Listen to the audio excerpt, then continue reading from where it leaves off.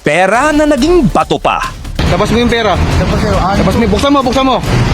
Mga kababayan, huli sa akto ang isang MTPB officer na to matapos mahuling nangotong sa isang motorista ng 1,000. Complain lang. Dito ka. Dito ka. Huli nga namin ha. Sinong kati mo? Tumas. Ha? Tumas? Oo, sige ha. Pero ikaw, sa'yo inabot yung pera ha. Pero ang hindi niya inaasahan, kasama pala ng motorista ang isang pulis na kakilala nito. Anong hiningi sa'yo nito? So nakita yung pera sa kamay mo ha? Sige ha. Kaya naman imbis na makalusot, agad na huli ito. Ha? Pare, na-arresto ka namin ha. Sa Radley Thompson ha. May karapatan kang manahimik at magsawalang ibo ha. Sir, ano po? Ano mong sabihin mo, pwede mong gamitin pabor laban sa'yo ha. Malas mo naman, Manong. At nang makarating ito kay Mayor Isko, aba, grabe ang galit at dismaya ni Mayor Isko. Huwag niyong bigyan ng kahihiyan ang inyong pamilya. Huwag kayong manonulong sa kalye. People are watching. Kaya naman agad nitong ipinatawag ang lahat ng MTPB officer sa Maynila para pangaralan ng mga ito. Di bali tayong gipit, pero matangos ang ilong natin na kapag lalakad tayo ng diretso sa kalsada. Gawin niyong disente ang trabaho niyo. Maliit man ang sweldo, pero merong dignidad. Yon ang huwag niyong ipagkakait para sa sarili ninyo dahil yun man lamang maibigay ninyo, maisalin ninyo sa inyong mga mahal sa buhay, partikular na sa inyong mga anak. Pera. Labas mo yung pera. Labas mo yung pera. Labas mo, buksan mo.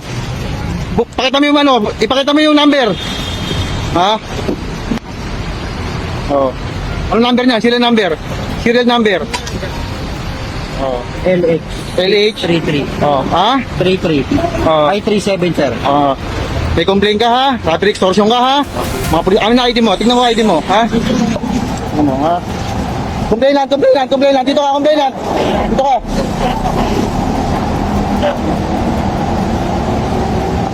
Dapat pare, trabaho lang ha. Para nakakaya naman ginagawa, pare, natatrabaho ka ng ano. Hindi mo pala inaayos yung trabaho mo ha. Pare, na-arresto ka namin ha. Sa Radley Thompson ha. May karapatan kang manahimik at magsawalang ibo ha. Sir, ano po? Ano mong sabihin mo, pwede mong gamitin pabor laban sa'yo ha. May karapatan ka rin gumawa ka magtanggol mo ha.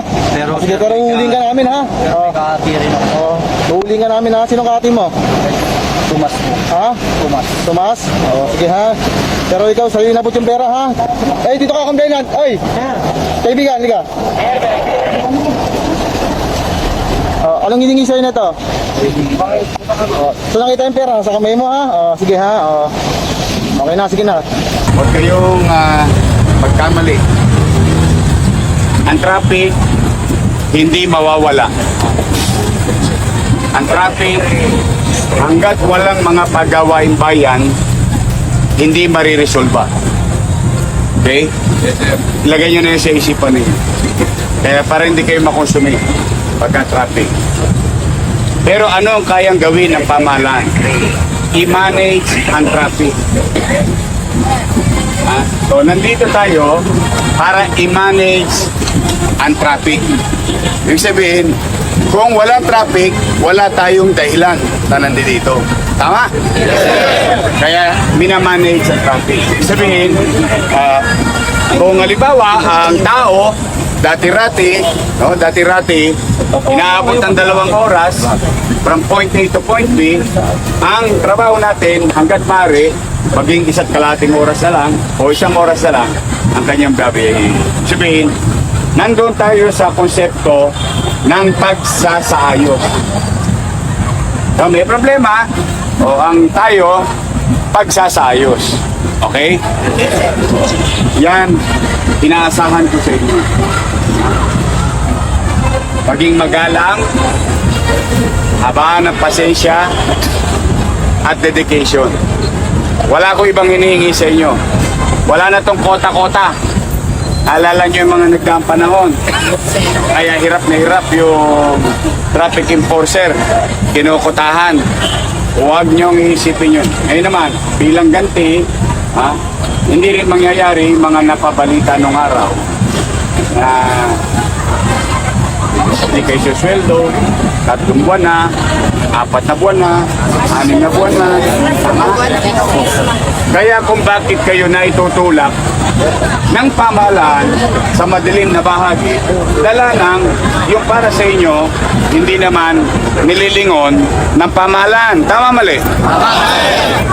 Kaya, tingin ko naman, sa pamumuno ni Director Biyahe, uunahin niya yung kalalagayan niyo. Mali. Nung araw kasi, iba inuuna. Diba? Tangga muna, bago engka. Tama ka?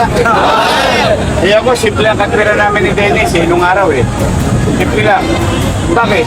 Kami lang ba marunong kumain ng bigas? Di ba may mga anak din kayo dedede? Kakain? Papasok? Ilan ang asawa nyo? Ano ko, yes sir. Kaya ako bilang tao din. Pinikayo lang natin posisyon. Pero pare-pareho lang tayo mutaw. Lahat tayo may pangangailangan din. Sa maliit namin kaparanan, kahit bangkarote itong gobyernong ito, hindi ko na yan sinisisi, hindi nyo napapasin, wala na ako tinuturo. Wala na yan. Alam na ng tao yan, ang bankrupt ang Maynila. Hindi na natin kailangan paulit-ulit yan. Ang importante, paulit-ulit tayong magsikap para maisaayos ang ating minamahal na lungsod. Pinalad kayo. Bakit? Kalahin nyo, nabigyan kayo ng pagkakataon makapaglingkod sa taong bayan? Kaya, sweldo na lang ang kulang. Tama? Yes, sir. Yung makapaglingkod ka, masarap sa damdamin at puso. Tama? Yes, sir. Pero yung may nyangga ka pa, di ba mas masarap? Yes, sir. Dilingkod ka, sinisweldoan ka. Di bahagi ka ng pagsasayos. Wala na pinakamasarap na ganong trabaho sa buong mundo. Kaya magsikap kayo. Huwag kayong manonolongge sa kalye. People are watching. 5-5 ang camera ngayon. Tumpukan ng laban. Napakarami na.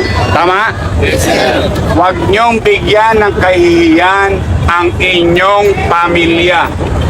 Di bali tayong gipit, pero matangos ang ilong natin na kapag lalakad tayo ng diretso sa kalsada. Hinihingi ko lang bilang panghuli, ako ba natutulog pa? Mukhang lagi kayo nanonood sa akin hindi ko naman sinasabing huwag na rin kayo matulog. Pero ang punto ko, kaya ko yung tinanong, wala akong ipagagawa sa inyo na hindi ko kayang gawin. So kulang mabasa ako ng ulan, kulang meron ba taga rito, Santa Mesa? Nilulusong ko baha hanggang dibdib. Mapapanatag ko lang ang mga komunidad sa ganong pagkakataon. So hindi ko naman sinasabing gawin nyo din. Pero kung kaya kong gawin, bakit hindi nyo kayang gawin? So magsikap lang tayo. So galingan ninyo at bilang panghuli, tandaan ninyo, mag-iingat din kayo. Baka mamaya naman nagpapadala na, sino gusto bulaklak? Meron ako. Bilog. Ayaw. Mag-ingat din kayo. Lagi kayo mananalangin sa Diyos na bigyan kayo ng paggabay, malakas na pangangatawan at malusog na pangangatawan, at lagi kayong ilayo sa pahamak. Okay? So good luck sa inyo lahat. I'll see you from time to time. Gawin nyong disente ang trabaho nyo. Maliit man ang sweldo, pero merong dignidad. Yun ang huwag nyong ipagkakait para sa sarili ninyo, dahil yun man lamang maibigay ninyo, maisalin ninyo sa inyong mga mahal sa buhay, partikular na sa inyong mga anak. Mga kababayan, hindi madali ang trabaho ng isang traffic enforcer, pero kasabay ng kapangyarihan ay responsibilidad. At kung ginagamit ang uniforme para mangutong at manlamang ng kapwa, hindi serbisyo ang tawag doon, kundi pang-aabuso. At para naman sa mga motorista, kung may nangyayaring pangungutong, huwag matakot magsumbong. Dahil kung walang magsasalita, mas lalong lalaki ang problema. Sa huli, 1,000 piso lang ang hinihingi umano ng enforcer. Pero ang kapalit, trabaho, reputasyon at posibleng kinabukasan niya sa serbisyo. Kaya mga kababayan, tama lang ba na ipinatawag ni Mayor Isko ang buong hanay ng MTPB matapos ang insidenteng ito? Comment down below.